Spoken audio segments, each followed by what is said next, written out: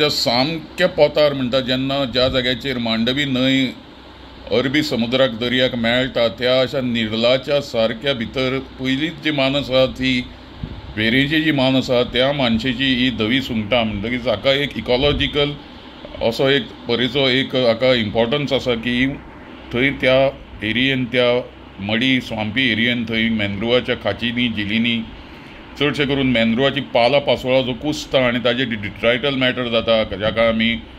Dissolve organic matter म्हणटा आनी जे आमी ताजे बारीक बारीक बारीक बारीक अशे ताजे कुडके जातात पानाचे ते कुसून कुसून आनी ताजेर ती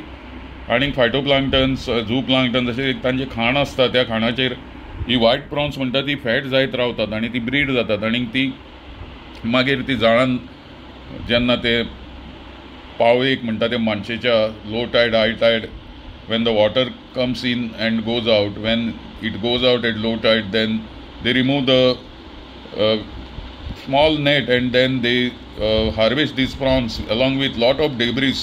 Huge amount of debris is mixed with these prawns. It is not easy to clean these prawns from the debris, mostly plant litter and some flotsam jetsam that comes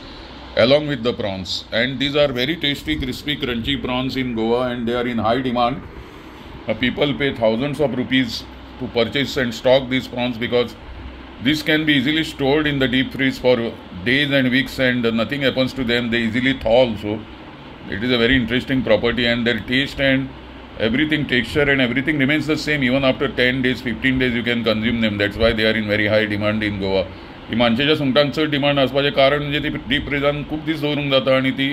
रोखडीच ती रूम टेम्परेचरार हाडूंक जाता आनी तांकां रोखडीच मागीर ती क्लीन करून ती खावपाक जाता म्हणून लोकांचो डिमांड ताजे खूब आसता.